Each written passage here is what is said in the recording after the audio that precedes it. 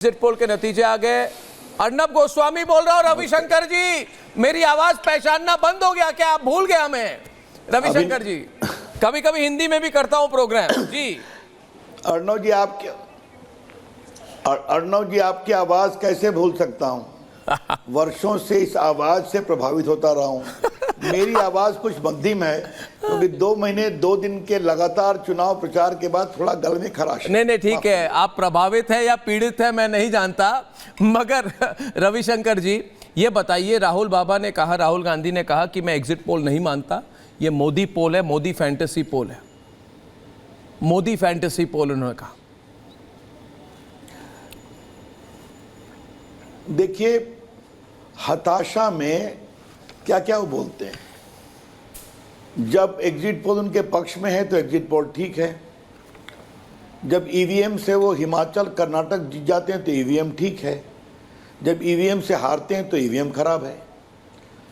तो जब आपने भी तो कभी कहा था कि कर्नाटक में उनकी अच्छी स्थिति है, अच्छी फाइट है, कई एग्जिट पोल में आया था, तो ईवीएम ठीक है, एग्जिट पोल ठीक है। देखिए, हताशा की राजनीति में राहुल गांधी कई बार ऐसी बातें बोलते हैं जो उनकी सोच को या उनकी दुर्भाग्यपूर्ण सोच को बताता है। आजकल अपने प्रेस में ये बात कहते हैं, ओ ये बीजेपी सवाल है, ये बीजेपी सवाल है।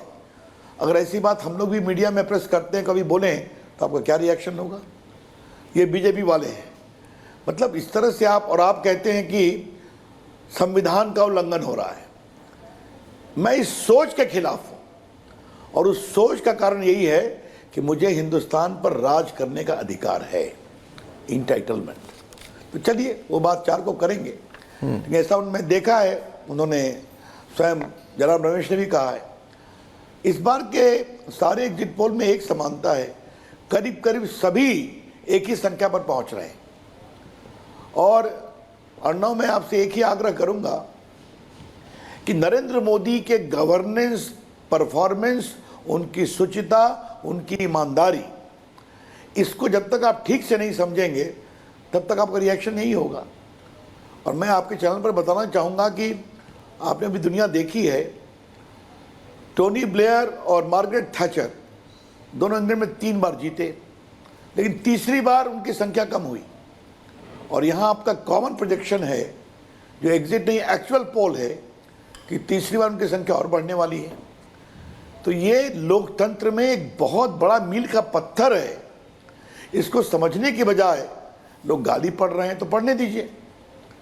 मैं मानता हूं कि नरेंद्र मोदी ने सुशासन, शुचिता, ईमानदारी, डिलीवरी और भारत की सुरक्षा और सनातन का सम्मान, इसको लेकर जो देश के सामने एक नया आयाम जो ये बात कही आपने सनातन के सम्मान के बारे में, ये मेरे डिबेट का विषय है। मेरा दूसरा सवाल इसको लेकर है, रविशंकर जी, क्या आपको लगता है तुष्टीकरण की रिस्पांस हुई है हिंदू वोट एकत्रीकरण? तुष्टीकरण के रिस्पांस में देखिए, क्या हिंदू वोट की एकत्रीकरण हुई है? ये तो आपके एनालिसिस का विषय है। नहीं, मैं आपसे दूसरी बात कहता हूं।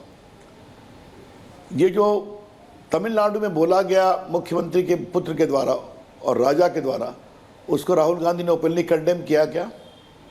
बिहार के एक पूर्व शिक्षा मंत्री चंद्रशेखर ने रामायण के बारे में क्या क्या कहा, उसका जवाब दिया गया क्या? एक समाजवादी पार्टी के सहयोगी ने बड़ी भद्दी बात कही, उसका जवाब दिया गया क्या? और इन्होंने कहा मुझे शक्ति से लड़ना है, उनके शब्द थे ना, मैं उन्हीं को कोट कर रहा हूँ जी। तो ये आप न सनातन समझते हैं, ना हिंदुत्व समझते हैं, ना हिंदू चिंतन समझते हैं, आप चुनावी हिंदू बनते हैं। तो ठीक है, हम लोग भी बड़े विनम्रता से कहेंगे, सनातन का अपमान नहीं सहेगा हिंदुस्तान। सनातन एक आदि संस्कृति है, भारत की नींव है, भारत का आधार है। हमें गर्व है कि हम सनातन संस्कार के अंतर्गत आते हैं, जिसमें है सर्वधर्म संभाव। यही तो सनातन है। एकम सद विप्रा बहुधा वदन्ति, ऋग्वेद यही तो कहता है।